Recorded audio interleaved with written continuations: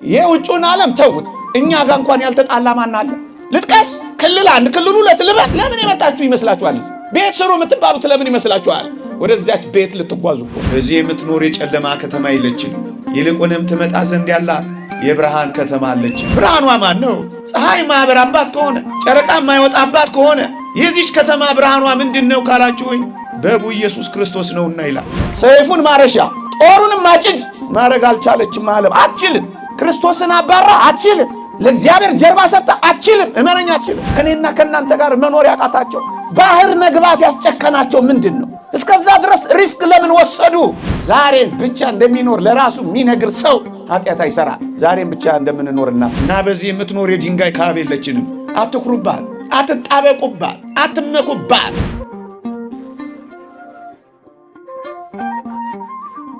በስመ አብ ወወልድ ወመንፈስ ቅዱስ አሃዱ አምላክ አሜን። በዚህ የምትኖር ከተማ የለችንም፣ ትመጣ ዘንድ ያላትን እንፈልጋለን። የሐዋርያው የቅዱስ ጳውሎስ መልእክት ወደ ዕብራውያን ሰዎች ምዕራፍ 13 ቁጥር 14። ዝናቡም ካፊያውም መጣል ስለጀመረ የጉባኤውም ዓላማ ሕንፃ ቤተ ክርስቲያን ማሰራት ስለሆነ እግዚአብሔር ቢፈቅድልኝ ከታሰበውም ደቂቃ አጠር ለማድረግ ሞክራለሁ። እግዚአብሔር ከሁላችንም ጋር ይሁንልን። በዚህ የምትኖር ከተማ የለችንም፣ ትመጣ ዘንድ ያላትን እንፈልጋለን። በዚች ማለዳ የኔና የናንተን አገር፣ የኔና የናንተን መኖሪያ፣ የኔና የናንተን ስፍራ፣ የኔና የናንተን አድራሻ ባሳያችሁ ብዬ ወደድኩ። ይቺ ዓለም የጨለማ ዓለም ናት። በዚህ የምንኖረው በእርግጠኝነት በጨለማ ውስጥ ነው። ምክንያቱም የእግዚአብሔር ቃል እንዲህ ይላል፣ ምዕመናን፣ የጨለማው ዓለም ገዢ ይለዋል ዲያብሎስ። ይህ ዓለም ጨለማ የሆነ ክፋት ያለበት፣ ይህ ዓለም ጨለማ የሆነ ወንጀል ያለበት፣ ይህ ዓለም ጨለማ የሆነ የዲያብሎስ ሥራ የነገሰበት ይመስላል። ለዚህ ነው መጽሐፍ ቅዱሳችን የጨለማው ዓለም የሚለው። መጽሐፍ ቅዱስ በሌላም ስፍራ እንዲህ ይላል፣ ምዕመናን፣ ዓለም በክፉ እንደተያዘች እናውቃለን ይላል። ክፉ የተባለው ዲያብሎስ ነው ወገኖቼ። ሌላም የእግዚአብሔር ቃል ላስታውሳችሁ፣ በሰማይና በውስጧ ለምትኖሩ ደስ ይበላችሁ፣ በምድርና በባህር ለምትኖሩ ግን ወዮላችሁ፣ ዲያብሎስ ጥቂት ዘመን እንደቀረው አውቆ በታላቅ ቁጣ ወርዷልና ተብሎ ተጽፏል። ይሄ ዘመን ያን ዘመን ይመስላል። ጨለማ ክፋት የነገሰበት፣ ጨለማ መጠላላት የነገሰበት፣ ጨለማ ጸብ የሚደገስበት፣ ጨለማ ነውር ክብር የሆነበት ጨለማ ይመስላል። ታዲያስ ምዕመናን፣ በዚህ በጨለማ ውስጥ የምትኖር ከተማ የለችንም ልላችሁ ፈልጌ ነው። እና ምን አይነት ከተማ ነው ያለን ካላችሁኝ፣ በዚህ የምትኖር የጨለማ ከተማ የለችንም፣ ይልቁንም ትመጣ ዘንድ ያላት የብርሃን ከተማ አለችን። ወገኖቼ፣ እኔና እናንተ የብርሃን ተጓዦች ነን። ወደ ብርሃን ሀገር የምንሄድ የብርሃን ሀገር መንገደኞች ነን። መጽሐፍ ቅዱስ ስለምትመጣው ከተማችን፣ ስለ ዘላለም መኖሪያችን፣ ስለ የሕይወት ስፍራችን ጌታችን ሊያዘጋጅልን ስለሄደው ከተማችን ሲናገር የብርሃን ከተማ ናት ይላል። ምዕመናን፣ በዚህ የምትኖር እኮ የጨለማ ከተማ የለችንም፣ ይልቁንም ትመጣ ዘንድ ያላትን የብርሃን ከተማ እንፈልጋታለን። ወገኖች፣ ይቺን ከተማ ልንገራችሁ፣ የብርሃን ጎርፍ የሚጎርፍባት ከተማ፣ የብርሃን ድንኳን የተተከለባት ከተማ፣ የብርሃን ሿሿት የሚሰማባት ከተማ፣ የብርሃን ምንጣፍ የሚነጠፍባት ከተማ፣ ብርሃናውያን ቅዱሳን እንደ ከዋክብት የሚደምቁባት ከተማ፣ ባጭር ቃል የብርሃን ዓለም አለን ወገኖቼ። የጨለማው ይሄ ከተማ ምን ያስደንቃችኋል? ይሄን የጨለማ ዓለም አጣን ብላችሁ ምን ያስተግሳችኋል? ምዕመናን፣ የብርሃን ከተማ አለች። ነቢዩ ኢሳይያስ ይቺን ከተማ በተመለከተ ምን ይላል መሰላችሁ? ጨረቃም በሌሊት ከዋክብትም በሰሌዳዎቿ ሊያበሩላት አያስፈልጋትም ይላል። ደግመዋለሁ፣ ፀሐይ የማያበራባት፣ ጨረቃ የማይወጣባት፣ ከዋክብት የማይነጠፉባት፣ ለብርሃኗ ፀሐይ፣ ለብርሃኗ የውሃ ኃይል፣ ለብርሃኗ የንፋስ ኃይል የማያስፈልጋት፣ መውጣት መጥለቅ የሌለባት የብርሃን ከተማ አለችን። ምዕመናን፣ እኔና እናንተ እኮ በደንብ የምናውቃት መረጃ ያለችን ይቺ የብርሃን ከተማ አይደለችም። በእርግጠኝነት ስለ አሜሪካን የተጠቀጠቅ ነው። ለዛ ነው ይቺን የብርሃን ከተማ የረሳናት። አንዳንድ ወጣቶች ኢትዮጵያ ውስጥ ሰው ሆኜ ከምኖር ይልቅ ዋይት ሃውስ ውስጥ እጄ ሳር ሆኜ በበቀል የሚሉት የዚች ከተማ መረጃ የላቸው። እኔ ይቺን መረጃ በነግራችሁ ብዬ እኮ ነው። ይቺ የጨለማ ከተማ ምን ታደርግላችኋለች ወገኖቼ? ብርሃኗን ደግሞ ልንገራችሁ፣ ፀሐይ የማያበራባት፣ ጨረቃ የማይወጣባት እቺ ከተማ ብርሃኗ ምንድነው ካላችሁኝ፣ ቅዱስ ዮሐንስ በራእዩ ስለ ፀሐይዋ ስለ ብርሃኗ ይነግረናል። ብርሃኗ ማን ነው? ፀሐይ ማበራባት ከሆነ ጨረቃ የማይወጣባት ከሆነ የዚች ከተማ ብርሃኗ ምንድነው ካላችሁኝ፣ በጉ ኢየሱስ ክርስቶስ ነውና ይላል። ምን አይነት ከተማ ናት? ፀሐይ ኢየሱስ ክርስቶስ እኔና እናንተን የሚያሞቃን ከተማ፣ ቃላት የማይገልጻት ሕሊና የማይመረምራት ቅኔ የማይበቃት የብርሃን ከተማ አለችን ወገኖቼ። ይገባችኋል? የዚች የብርሃን ከተማ ተጓዦች ነን። እቺ በውሸት ብርሃን የደመቀች ከተማ ምን ታጓጓችኋለች? ምን ታታልለናለች? እውነት መስሏችሁ ነው? አንድ የሆነ ነገር ቢጠፋ ድርግምግሟ የሚወጣ እኮ ውሸታም ናት። ወጥቶ ማይጠፋ ነግቶ ማይጠልቅ ምን አይነት ውብ የብርሃን ከተማ አለችን መሰላችሁ? ልሸነግላችሁ ፈልጌ አይደለም። የዚች የብርሃን ከተማ ተጓዦች ነን ወገኖቼ። የዚች የብርሃን ከተማ መንገደኞች ነን። እቺ የጨለማ ከተማ እንዳታስረን ምዕመናን። እቺን የጨለማ ከተማ እንፈልጋትን፣ ይልቁኑ ትመጣ ዘንድ ያላትን የብርሃን ከተማ እንፈልጋታለን።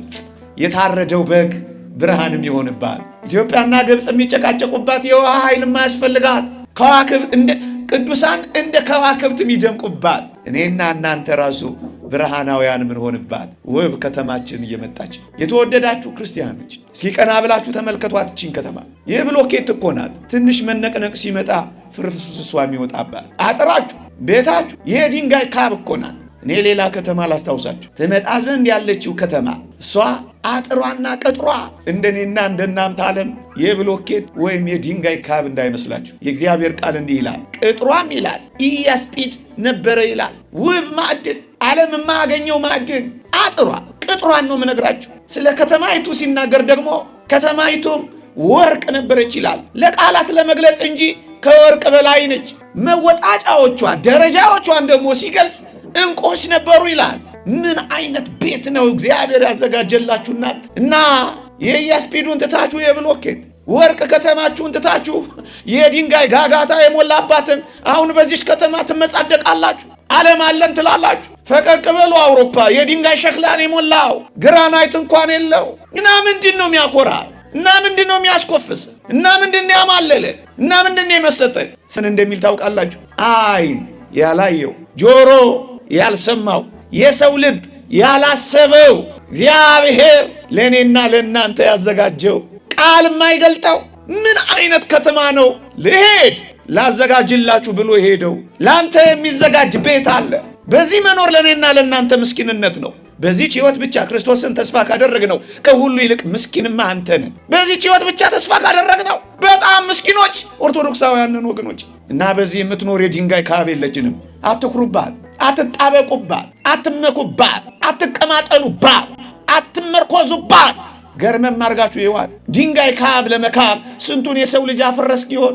ስንቱን ሰረከው ይሆን? ስንቱን ወንጀል ፈጸምክ ይሆን? ይሄን የድንጋይ ካብ፣ ይሄን አጭር ጊዜ በዚህ የምትኖር የድንጋይ ካብ የለችንም። ትመጣ ዘንድ ያላትን የወርቅ ከተማ እንፈልጋታለን። የተወደዳችሁ ክርስቲያኖች እውነት እንነጋገር ከተባለች ዓለም የፍርሃት ዓለም ናት። በመሪዎች መካከል ፍርሃት፣ በገዢዎች መካከል ፍርሃት፣ በኃያላን አምባገነኖች መካከል ፍርሃት፣ በአደጋ ጣዮች ምክንያት ፍርሃት፣ በበሽታ ምክንያት ፍርሃት። እንዴ አንዱ እኮ በልበል ያለው እኮ ተነስቶ ሊያጠፋት የሚችል ምስኪን ዓለም ሆናለች እኮ። ሰምታችኋል? የሰሩትን ማጥፊያዎች ታውቃላችሁ።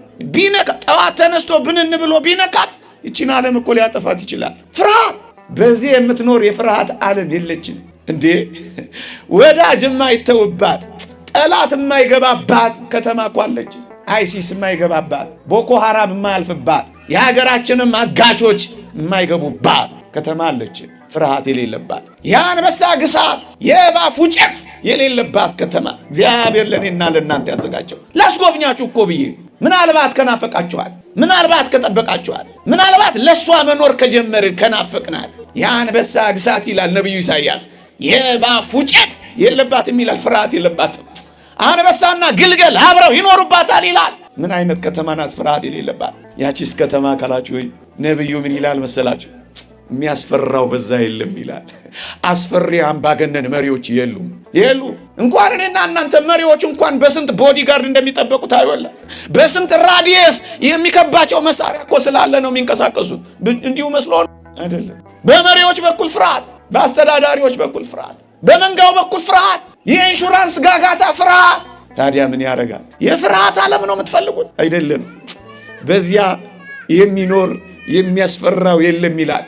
አጋች የለ፣ ገዳይ የለ። ምን አይነት ከተማ ናት? ፍርሃት የሌለባት፣ ስጋት ዜሮ የሚሆንባት ከተማ።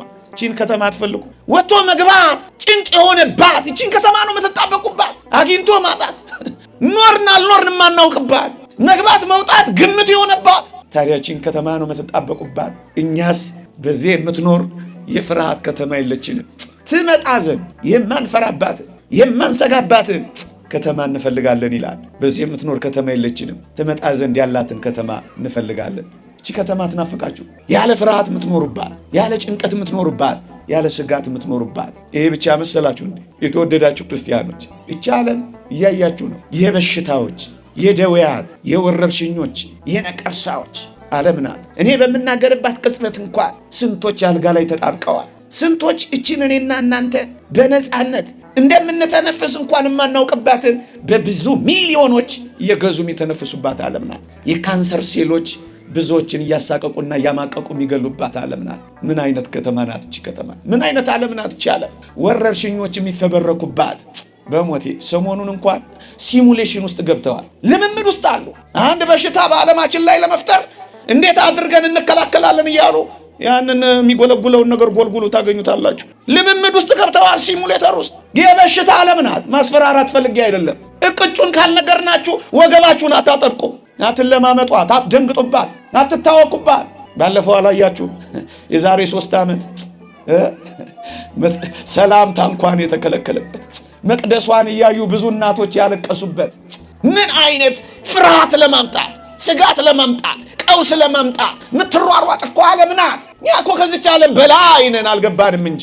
የበሽታዎች ዓለም፣ የወረርሽኞች ዓለም ሆነ ብለው የሚፈጥሩባት አላያችኋቸውም? እነዛን የጣሊያን ዶክተሮች ያንን ኮቪድ የሚባል ወረርሽኝ ማቆም አቅቷቸው መርዳትም አቅቷቸው ተቃቅፈው ሲላቀሱ ወደ እግዚአብሔር ሲጸልዩ አላያችኋቸውም? ሲያነቡ ዕውቀቷ የማይመልሰው ጉልበቷ የማያደክመው ምንኛ እዚህ ግቢ የማትባል ሆና ግን ጉድ የምታመጣ እንዲህ አይነት ዓለም ናት። እንዲህ አይነት ክፋት ያለባት ዓለም ናት የበሽታ ዓለም። ስለዛችኛው ዓለም ልንገራችሁ። የዚህን ዓለም ስራዎች ማድነቅ እኮ ፈልጌ አይደለም። ስለዛች ከተማ ግን ሲናገር የተወደዳችሁ ኦርቶዶክሳውያን እንዲህ ይልላችኋል። በዚያ የሚኖር ይላል ነቢዩ ሚክያስ ታምም ያለው ኃይልም ይላል። እረ የማንታመምባት ዓለም አለችን። ፈለጠኝ፣ ቆረጠኝ፣ ጨነቀኝ የማትልባት የካንሰር ሴሎች የሚቆሙባት በሽታ መዝገበ ቃላቷ ውስጥ የሌለባት ይቺን ከተማ አትፈልጓት? ነቢዩ ኢሳያስም እንዲህ ይላል፣ የደንቆሮች ጆሮዎች የሚከፈቱባት፣ ድዳ ምላስ የሚዘምርባት፣ አንካሳ እንደሚዳቋ የሚዘልባት፣ እውሮች የሚያዩባት ከተማ ናት ይላል። በሽታ የሚባል የሚጠፋባት ምን አይነት ከተማ ናት ወገኖቼ? ሆስፒታሎች የሌሉባት፣ ኤምአርአይ ሲቲ ስካን እያልክ የማትዞርባት፣ ሐኪማችን መድኃኒታችን የሚሆንባት፣ በሽታ የሚጠፋባት ይቺን ዓለም አትናፍቁ። ለምን የመጣችሁ ይመስላችኋል? ቤት ስሩ የምትባሉት ለምን ይመስላችኋል? ወደዚያች ቤት ልትጓዙ እኮ። ስለምን እንንገራችሁ ታዲያ?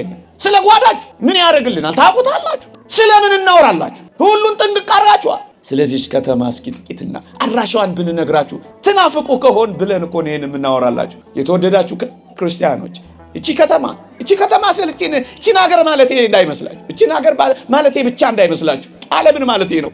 እመኑኝ፣ የሴራ ዓለም ናት። ፍቅር ሼር የሚደረግባት አይደለም።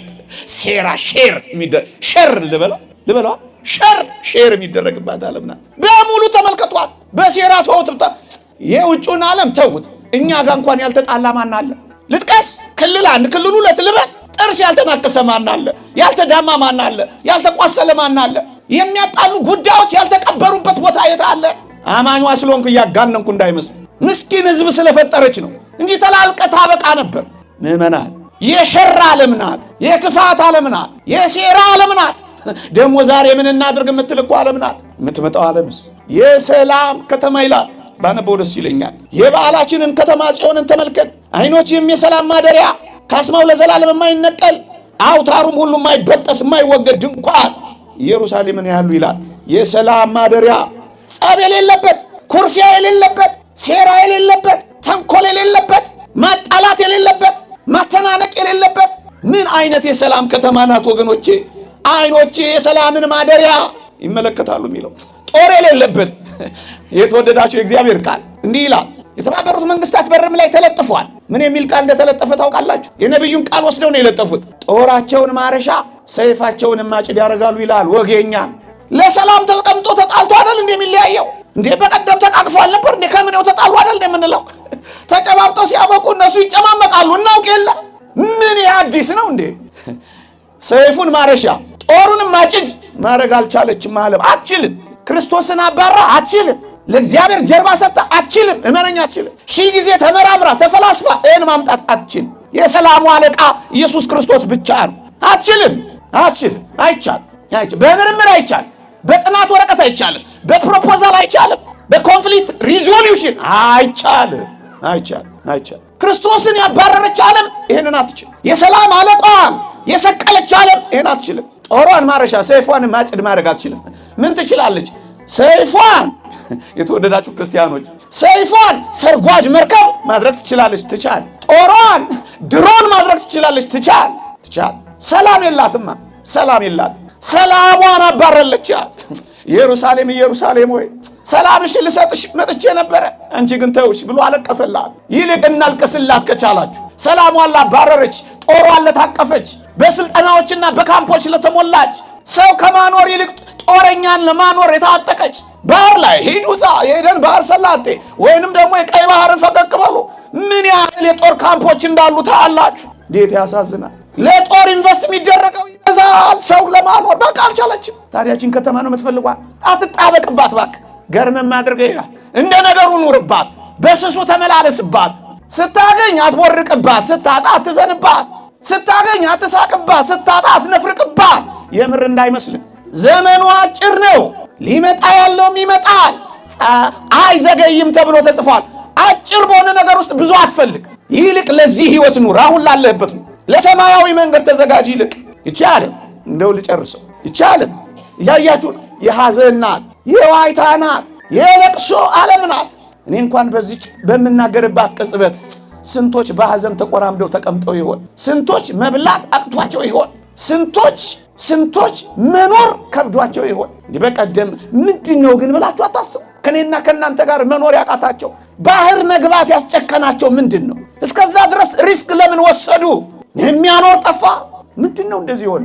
ሐዘን ስንቱ ቤት ገባ። ሐዘን፣ ዋይታ፣ ስቃይ፣ የስቃይ ዓለም ናት። መኖር የማይቻልባት፣ መገፋፋት የበዛባት፣ መተናነቅ የበዛባት። ታዲያችን የሐዘን የስቃይ የእንባ ሸለቆ የሆነች ዓለም ትፈልጓታላችሁ? እዚህ መቅረት ነው የምትፈልጉት? እዚህ መረሳት ነው የምትፈልጉት? ማዲያት እንዳወጣችሁ እንደተሳቀቃችሁ እንትን ጨመረብን በቃ እንዲሁ እንዳወራችሁ ማታ ማታ አሳዝን ጉድ እያላችሁ እያደነቃችሁ እየተዳነናነቃችሁ በቃ ይሄ ነው ህይወት አይደለም። ሌላ ከተማ አለች። ምን አይነት ከተማ? ቅዱስ ዮሐንስ ያለውን አንብቤ ያበቃለሁ። በሞቴ ስሙኝ። እንዲህ ይላል፣ እንባዎችን ሁሉ ከዓይኖቻቸው ያብሳል። ሞትም ከእንግዲህ ወዲህ አይሆንም። ሐዘንም ቢሆን ወይም ጩኸት ወይም ስቃይ ከእንግዲህ ወዲህ አይሆንም። እንባ ከእንግዲህ ወዲህ አይሆንም በዚያች ከተማ። ስቃይ ከእንግዲህ ወዲህ አይሆንም በዚያች ከተማ። ሐዘን ከእንግዲህ ወዲህ አይሆንም በዚያች ከተማ። ዋይታ ከእንግዲህ ወዲህ አይሆንም በዚያች ከተማ። እልልታ ብቻ፣ ዝማሬ ብቻ፣ ደስታ ብቻ፣ ሳቅ ብቻ። በምን ቋንቋ ልግለጽ? አቅቶን ነው እኮ ምዕመናን እንጂ ልባችሁን ወደ ላይ መወሰድ ነው። እዚህ የምትመጡት ወደዚህች ዓለም ለመሄድ ነው። በቃ ሌላ ምንም የለም። ይኸውላችሁ ስለ እናንተ ስትሉ ይሄንን ቤት ስሩት። ስለ ልጆቻችሁ ስትሉ ይሄንን ቤት ስሩት። ስለ ታሪካችሁ ስትሉ ይሄንን ቤት ስሩት። ስለ ዘላለም መሻገሪያችሁ ስትሉ ይቺ የብርሃን ደጅ ናት። ይቺ የሰላም ደጅ ናት። ይቺ መሰላሏ ናት። መወጣጫችን ናት። ማረፊያችን ናት። ያቺን ማያችን ናት። ስሯት። እስኪ ልጠይቃችሁ፣ አሁን እዛች ከተማ የገቡ ሰዎች ጻድቃንን፣ ደጋግ ምዕመናን፣ ተጋዳይ መስተጋድላን ኑና በዚህች ዓለም ኑሩ ብንላቸው እሺ የሚሉ ይመስላችኋል? አልሰማችሁ? ጮኩባችሁ። እዛ የገቡትን አሁን የነገርኳችሁ አድራሻ ውስጥ የገቡትን ኑና እዚህ ኑሩ ብትሏቸው እሺ ይላሉ ወይ? እንኳን እዛ የገቡ አሜሪካን የገቡ እዚህ ኑሩ ቢባሉ እሺ ይላሉ? እናንተኑ እንጂ እኛ እንዴት እንመጣለን አይሉ? ጎበዝ፣ ማንም አይመጣልህም እዚህ። ይልቅ ለመሄድ ተዘጋጅ። ይሄ ወደዛ ለመሄድ መዘጋጃ ቦታ ነው። እየሰማችሁኝ ነው? ይሄ ዓለም መዘጋጃ ብቻ ተዘጋጁ። ዛሬን ብቻ እንደሚኖር ለራሱ የሚነግር ሰው ኃጢአት አይሰራ። እመኑኝ፣ ዛሬን ብቻ እንደምንኖር እናስብ። ነገ የኛ አይደለም። እንኳን ነገ እንኳን በኋላ አሁን ዛሬን ብቻ እንደምትኖሩ ካሰባችሁ እግዚአብሔርን አትበድሉ ምዕመናን። በቃ በመጨረሻ ቅዱስ ዮሐንስ በራእዩ ብዙዎቹን እነዚህን ቃላት የጠቀስኩላችሁ ከቅዱስ ዮሐንስ ራእይ ነው ብዙዎቹን ቃላት የጠቀስኩላችሁ። የሰላም ከተማ፣ እንባዎች የሚታበስባት፣ ሐዘን የሌለባት፣ ከእንግዲህ ወዲህ ስርዓቱ የለም ያለው በሙሉ ከቅዱስ ዮሐንስ ራእይ ነው ያመጣሁት። እና ምን አለ መሰላችሁ? እቺን ከተማ ካያት በኋላ ምን እንዳለ ታውቃላችሁ? አያ በፍጥሞ ደሴት ታስሮ እኔ እንደ ደቀ መዛሙርት ሐዋርያት አላስተማርኩም አልሰበኩም ታሰርኩ እንጂ ያለ ሲያዘን ወደ ሰማይ ወሰደውና ጥልቅ ምስጢር አሳየው። ከዛ ቅዱስ ዮሐንስ እንዲህ አለ። ምን አለ መሰላችሁ? ጌታ ሆይ፣ አሜን፣ ጌታዬ ኢየሱስ ክርስቶስ ሆይ ና ብሎ መጣራት ጀመራ። እየሰማችሁ እቺን ከተማ የምር የሚያያት በልቡ የሚስላት ደግሞም የሚናፍቃት ምን እንደሚል ታውቃላችሁ? አሜን ጌታችን ኢየሱስ ክርስቶስ ሆይ ቶሎና ነው የሚለው። ከዚህ የጨለማ ዓለም ገላግለን ቶሎና፣ ከዚህ የክፋት ዓለም ገላግለን ቶሎና፣ ከዚህ የበሽታዎች ዓለም፣ ከዚህ የፍርሃት ዓለም፣ ከዚህ የጸብ ዓለም፣ ከዚህ የሐዘን ዓለም፣ ከዚህ የስቃይ ዓለም፣ ከዚህ የሰቆቃ ዓለም ናና ውሰደን ነው የሚለው። በቃ ጸሎት ወይ ብቻ አሜን ጌታ ኢየሱስ ሆይ ቶሎና ብሎን የዘጋው ራእዩን ሲዘጋ ና ውሰደኝ ነው ያለው። ምእመናን እኛ ደግሞ እንደዚህ ብንልስ? ጌታ ሆይ እባክህ ሳንክድህ ቶሎናና ውሰደኝ። አዎ የሰይጣን አሰራርና ማታለል ሳታልለኝ ማዕተቤን ሳልበጥሰው አንተን ሳልክድህ ናና ቶሎ ከነ ሃይማኖቴ ውሰደኝ